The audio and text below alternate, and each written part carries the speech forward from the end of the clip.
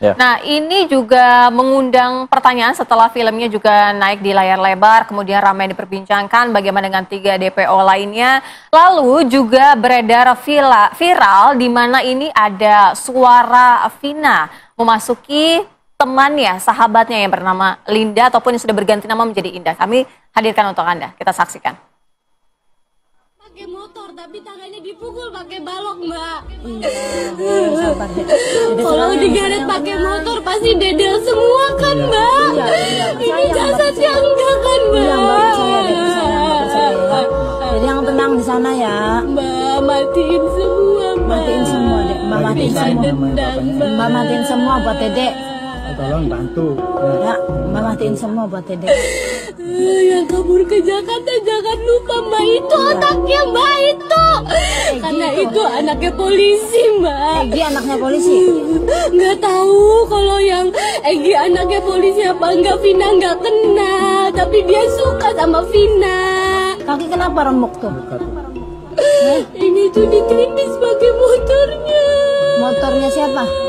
Nggak tahu, matanya Vina kan ditutup. Mata Vina ditutup, kaki dilindas pakai motor. Nah, kepala Egi kenapa tuh patah? Nggak tahu. Pas giliran Egi dianiaya, Vina nggak lihat, mata Vina udah pakai motor tapi tangannya dipukul. Ya, entah itu benar atau tidak, tapi setidaknya apa yang ditampilkan tadi sedikit banyak membentuk persepsi publik. Ya. Apakah memang itu yang terjadi? Bagaimana dari kacamata metafisika? Dan apa juga hal-hal seperti ini bisa dijadikan sebagai bukti pernyataan mungkin? Nah, kita akan bahas hal itu bersama dengan sejumlah narasumber. Ada Irjen Purnawirawan Pak Arianto Sutadi selaku penasihat ahli Kapolri. Selamat pagi, Pak Arianto. Biasanya lewat Zoom kita temu langsung nih, Pak. Lalu juga ada Kinarto selaku ahli metafisika. Selamat pagi. Selamat pagi, Kinarto. Kita juga sudah bergabung lewat sambungan Zoom ada Putri Maya Rumanti selaku kuasa hukum keluarga Vina. Selamat pagi. Selamat pagi, Mbak Putri. Selamat pagi, Mas, Mbak. Selamat pagi.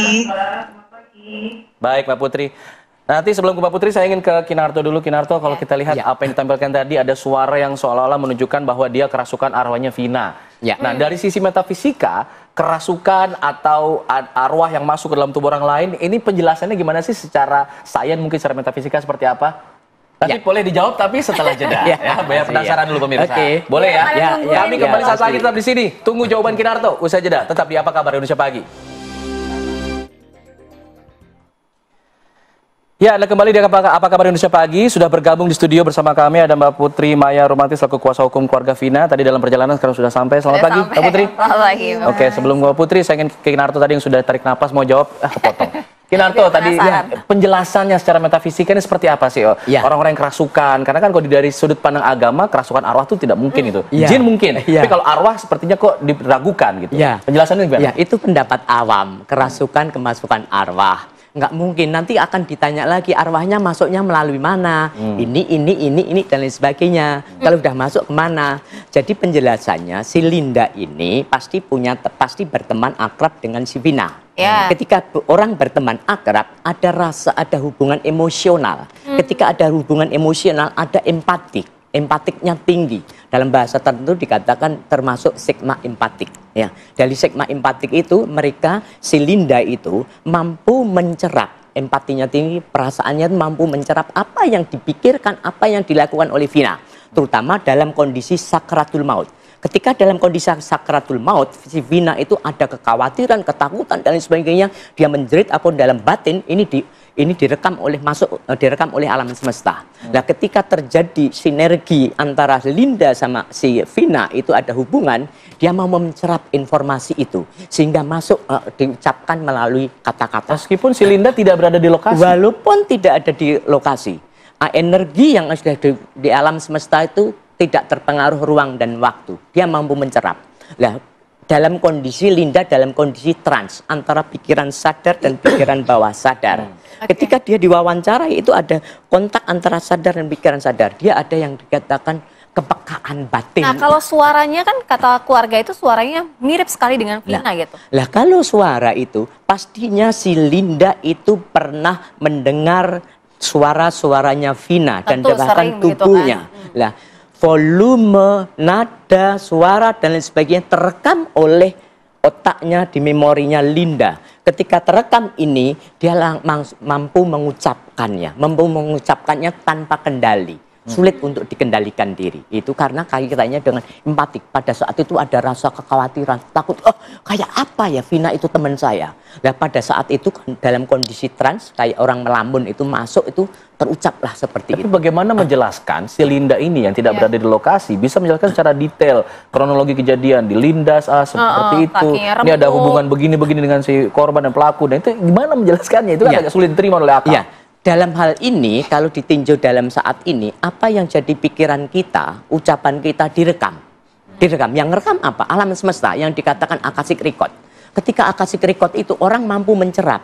Pada dasarnya orang itu boleh dikatakan punya antenanya di sini. Ada yang dikatakan soul intelligence, ada kecerdasan jiwanya. Kecerdasan jiwa itu meresapnya. Kalau di dalam bidang parapsikologi yang dikatakan ESP, extrasensory perception. Di dalam extrasensory perception itu yang diserap di luar panca indera itu. Ketika di luar panca indera itu terserap, kita dikeluarkan dari ucapan itu. Kinarto, orang-orang juga jadinya bertanya-tanya begitu ya, apakah ini sebenar-benarnya kejadian seperti itu gitu? Nah, kalau bagaimana maksudnya dianalogikan ataupun dijelaskan secara metafisika? Ya, itu tadi saya jelaskan bahwa informasi yang ada di luar itu diserap sebagaimana kita pernah merasakan kehadiran seseorang. Ada hal kita apabila kita punya rasa bersalah dengan orang tua ataupun ada hubungan batin, hubungan kedekatan, itu seakan-akan orang tua itu muncul di hadapannya. Seakan-akan Vina itu muncul di hadapan Linda sehingga Linda itu bisa mengucapkan itu. Ada yang namanya transfer energi itu tadi. Karena adanya hubungan emosional kedekatan. Baik, kita ke Pak Arianto. Pak Arianto, kalau melihat seperti ini bagaimana nih kita melihat bukti ini bisa dijadikan petunjuk gitu? Ini kalau mau dijadikan bukti, itu adalah termasuk dalam golongannya petunjuk. Ya. Petunjuk? Di dalam teori pembuktian menurut KUHP itu, salah satu alat bukti adalah petunjuk. Petunjuk itu bisa berupa informasi, bisa berupa material, bisa berupa gambar dan sebagainya, yang terpotong-potong, dan apabila dirangkaikan, itu mengandung suatu informasi jalannya suatu cerita itu. Jadi ini seperti ini keterangan bahwa ini ada ini yang bunuh ini dan sebagainya, itu oleh polisi nanti akan dia ngomong gini, dia akan cek kepada siapa yang ngomong itu tadi, didalami lagi dengan periksaan saksi itu, maka itu jadi lebih lengkap kan, tidak hanya ini doang gitu. Rangkaiannya begitu ya? Rangkaiannya bisa rangkai, intinya hanya untuk memberikan keyakinan pada hakim bahwa mendengar cerita itu, oh ya emang ceritanya kayak gini gitu. Jadi nggak peduli itu tadi bunyinya cuma ngomongnya orang gini, karena ini bukan satu-satunya sebagai alat bukti itu hanya rangkaian saja petunjuk. Sepanjang itu sinkron, itu bisa dipakai oleh hakim untuk pertimbangan. Jadi apabila tidak sinkron mesti akan diabaikan. Tapi tetap harus dibuktikan dengan keterangan yang lain yang mendukung begitu kan? Karena petunjuk beda ya, kalau ada kan alat bukti keterangan saksi, keterangan tersangka di persidangan, bukti alat bukti itu nyata ya, barang bukti yang dipakai. Tapi kalau petunjuk itu rangkaian daripada informasi yang terkait satu sama lain, yang itu bisa mendukung keterangan itu untuk meyakinkan hakim. Kalau misalkan ada kata-kata yang disampaikan tadi tidak terbukti dalam atau barang bukti yang pada saat tahun-tahun silam gitu kan 2016 lalu. Artinya akan bagaimana ya melihatnya itu kan karena sudah berlalu juga gitu peristiwa. Ya, itu risiko dari para polisi ya. Kalau saya melihat ini dari satu penyidikan ya dulu. Menurut saya kasus ini sebenarnya yang kayak gini nih banyak terjadi pada masa lalu. Karena tugas polisi itu kan biasanya kan rakyat maunya kan kalau ada kejadian maka polisi harus bertindak. Dan bertindaknya itu harus 100% berhasil. Contohnya adalah bisa nangkep tersangkanya, bisa mengungkap kasusnya, bisa mengirimkan ke pengadilan. Nah ini kalau dari kasus ini saya lihat ya, dari 11 tersangka sudah dikirim 8 dan sudah diputus. Menurut saya ini sudah bagus kerjaan polisi. Cuman satunya adalah sekarang ini polisi harus buka ini. Tuntutan masyarakat sekarang itu bukannya sekedar kalau polisi itu ada satu kejadian, kemudian dia mengirimkan barang bukti, divonis, selesai urusannya. Dia masih memunculkan tuntutan keadilan gitu. Nah ini kelemahannya adalah ini dulu, ketika kasus ini sudah masuk ke persidangan, ada 11 tersangka kan waktu itu. Tapi kemudian kan yang 3 ini tidak ditindaklanjuti dengan keterangan bahwa ini masih DPO atau apa itu. Nah ini baru muncul kemudian belakangan ini setelah filmkan kan gitu. Itulah tuntutan masyarakat yang harus diwaspadai oleh polisi, bahwa sekarang kinerjanya dia diawasi betul oleh masyarakat. Masyarakat tidak puas hanya dengan ada apanya yang bisa dikirimkan ke pengadilan, tapi dia minta keadilan yang seadil-adilnya gitu. Berarti Pak Arianto menilai ini polisi terpaksa mau tidak mau harus membuka kembali kasus ini? Karena ada tekanan publik harus. Begitu? Ini suatu kewajiban dari polisi, bahwa karena ada data-data itu dia melanjutkan penyidikan yang masih belum ini ya dikerjakan. Ya kerjakan apapun hasilnya, nanti tetap aja terangkan kepada masyarakat, nggak usah ketakutan menurut saya. Dalami aja yang kira-kira bisa cari, apalagi cuma DPO itu tadi. Iya. Wong DPO orang yang nyandra orang aja bisa ketangkep, apalagi ini kan udah jelas ini ada 11 orang ada 8 orang yang bisa bersaksi itu.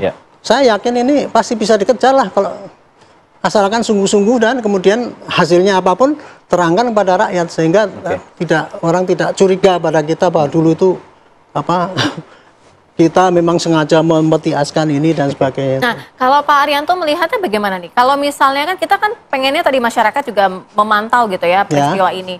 Nah, artinya apa yang menjadi kendala dari pihak kepolisian? Karena kan kalau misalnya dari geng motor, dari kesaksian, artinya kan sudah bisa dijelaskan identitasnya gitu kan. Tapi kenapa nangkep ini susah banget gitu? Ya gitulah, masyarakat selalu berasumsi ya bahwa pekerjaan itu kayak balik tangan kan gitu, Mbak. Itu padahal pekerjaan itu pelik gitu, Pak. Dan saya bisa mengatakan ya, polisi itu bisa mengungkap satu kasus itu, Pak. Nomor satu adalah faktor luck, faktor keberuntungan. Kadang-kadang ada kasus yang gampang tapi mudah diungkap tapi tidak terungkap.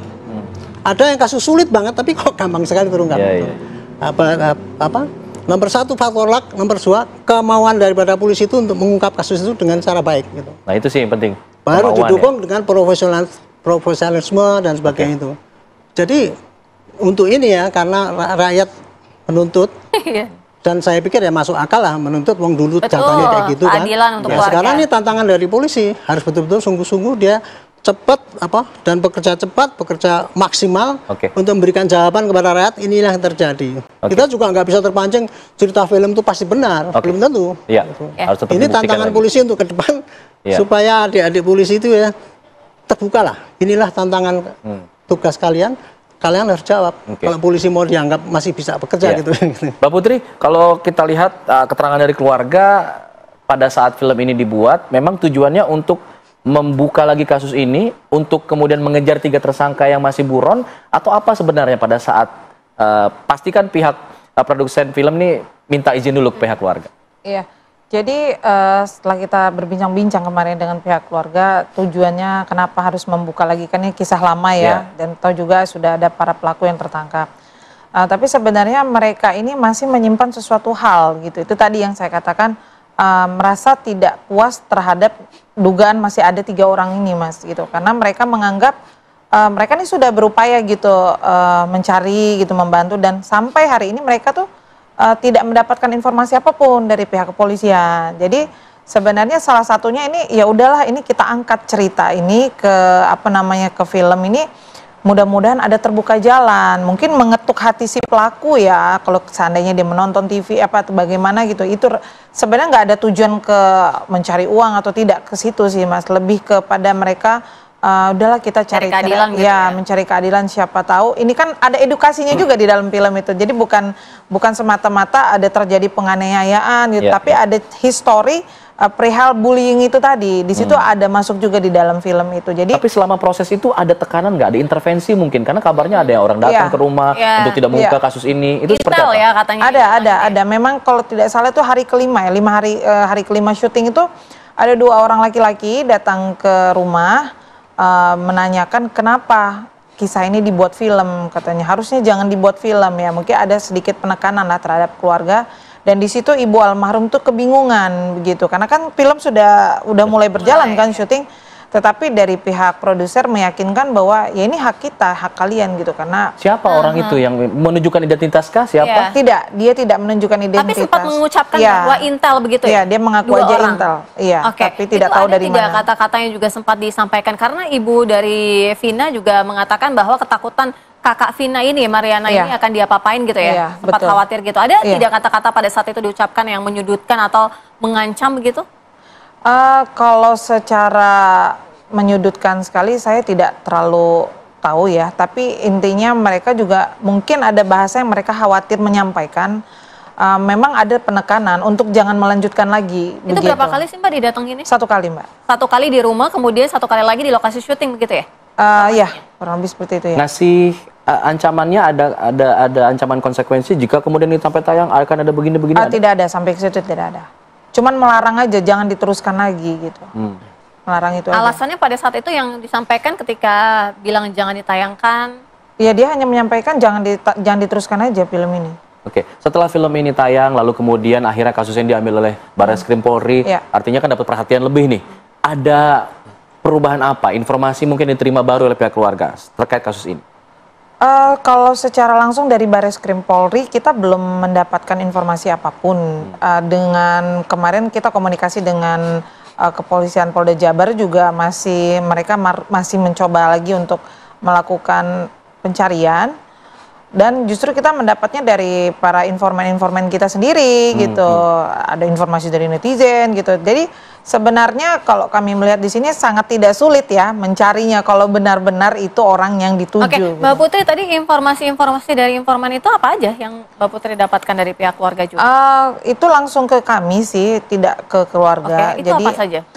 Menunjukkan beberapa foto yang diduga memang satu geng dengan orang-orang yang sudah tertangkap. Jadi kan kemarin itu waktu saya Egy ini kenal dengan Eki dan kenal juga dengan Vina begitu ya? Iya, memang si Egy ini suka sama si Vina, almarhum Vina. Dan si Vina sudah memiliki pacar si Eki begitu. Jadi kurang lebih seperti itu lingkarannya. Jadi memang bukan teman-teman satu tongkrongan main banget gitu, tidak gitu. Kalau identitas dari keluarga Egy sendiri sudah diketahui juga dari netizen, mungkin informasi-informasi atau informan gitu? Iya, kalau kemarin saya dapat informasi si Egy ini bukan anak polisi, justru dia anak anggota DPRD malah. Oke. Iya, duganya tuh anak. Dan DPRD daerah? Cirebon. Oke. Pak Arianto, ini kan dari apa yang disampaikan oleh kuasa hukum, ada petunjuk kalau tadi bisa dibilang, ada tekanan intervensi, ada juga kemudian hubungan-hubungan dengan si korban dan sebagainya. Nah ini bagaimana polisi harusnya bertindak menindaklanjuti petunjuk-petunjuk seperti ini? Apapun yang muncul ya di lapangan itu tadi misalkan ada Egy ini dan sebagainya, itu kalau polisi memang serius ya, ini harus didalami. Dia langsung reaktif itu ya, harus dicari lagi orangnya apakah benar kayak gini. Intinya apapun informasi yang muncul itu harus dibuktikan apakah informasi itu bisa dipercaya apa tidak. Disitulah kegigihan daripada penyidik untuk meneruskan penyidikannya. Bagi saya ya, seperti ini sekarang Polda udah ambil alih, Barreskrim ambil alih. Itu tidak ada gunanya sama sekali menurut saya ya. Karena apa? Ini kasus kan udah 8 tahun yang lalu.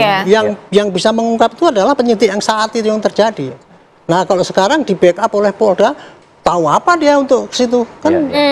Justru sebetulnya itu ya mempercepat penyidikan itu, ada informasi-informasi kayak gini ini tadi dikumpulkan dan kemudian langsung ditindaklanjuti dan hasilnya diumumkan kepada rakyat. Hasilnya itu bahwa ternyata kita udah kumpulkan memang ada indikasi 3 orang ini dan sekarang diperkirakan orang ini harus ada di sini. Syukur-syukur bisa diteruskan. Jadi bagi saya ini justru polisi terima kasih kepada sudah difilmkan, kemudian medsos semua membantu. DPO tuh ya paling mudah apabila rakyat membantu. Melihat. Kalau rakyat itu membantu mudah. Ini contoh teroris dulu, Pak. Kita dulu sulit sekali untuk nangkap terorisnya. Tapi begitu partisipasi masyarakat menyampaikan pada kita, di mana mereka sembunyi disampaikan pada kita gampang menangkap sekarang. Nah, sama juga dengan kayak gini, umumkan aja gitu ya, misalkan ini kalau rakyat semua ikut, tolong bikin apa istilahnya pusat informasi yang menampung, ada informasi ditampung, itu tindak lanjutnya. Saya kira itu lebih sukses ketimbang daripada kita di backup dari pusat. Ini saya kira ya jadi memang normatifnya kayak gitu, tapi kalau mau efektifnya ya harusnya penyidikan itu diperdalam. Syukur-syukur yang penyidik yang dulu yang nangkap itu dipanggil kembali, kita lanjutkan lagi. Terakhir itu semua informasi sudah disampaikan kepada pihak kepolisian, termasuk tadi ada informasi menyatakan bahwa Egy itu merupakan anak anggota DPRD Cirebon? Saya belum, baru tadi malam soalnya sampainya. Jadi ada foto-fotonya juga sudah ada dikirimkan juga sama beberapa orang yang memberikan informasi. Ya, semoga segera terungkap ya. Kinarto, terakhir mungkin untuk menjelaskan kepada publik agar tidak ada salah paham antara apa yang mereka lihat soal soal apa namanya pernyataan-pernyataan ke arwah lain sebagainya agar publik lurus gitu melihatnya melalui akal sehat. Ya, terima kasih. Saya harapkan masyarakat termasuk kita semuanya jangan cepat menghakimi. Ya, karena dengan adanya cepat menghakimi itu menjudgment seseorang. Jadi pada dasarnya orang kerasukan, kata orang kerasukan arwahnya masuk itu adalah tidak benar. Dalam pengertian tidak sesuai dengan kenyataan. Hanya masyarakat mengatakan karena nggak ngerti, oh itu kemasukan arwahnya. Pada dasarnya seseorang, semua orang itu mempunyai kemampuan untuk menyerap informasi, emosi seseorang. Dalam hal ini kita punya rasa empati. Ketika rasa empati muncul, apa yang Mas rasakan semuanya, kesedihan, terutama kesedihan itu terserap ketika ketemu. Loh, kadang-kala dari jarak jauh pun ada hubungan dekat. Yang lain sana sakit ataupun sedih, kita terasa merasakan empati dan lain sebagainya. Kadang-kala muncul terwujud dalam bentuk mimpi, kadang-kala muncul dalam bentuk ini tadi karena ucapan ini tadi. Karena ada dalam ucapan itu dia ada kedekatan emosional, ada keguncangan jiwa. Si Linda itu temennya mati seperti itu, keguncangan jiwa. Ketika keguncangan jiwa muncul ada reseptor-reseptor tertentu dalam tubuh kita itu mampu menyerap informasi yang dikaitkan dengan emosi seseorang, terutama emosi yang paling tinggi saat si Vina itu pada saat terakhir sakratul maut itu mengerang kesakitan, menyebut dan sebagainya, itu mudah direkam oleh alam semesta. Baik. Terima kasih Kinarto, terima kasih Pak Rianto, terima kasih juga Mbak Putri. Kita harapkan nanti polisi bergerak cepat menindaklanjuti informasi-informasi baru sehingga kasusnya bisa terbuka luas dan bisa terang benderang. Kasusnya 3 orang yang buruan bisa segera tertangkap.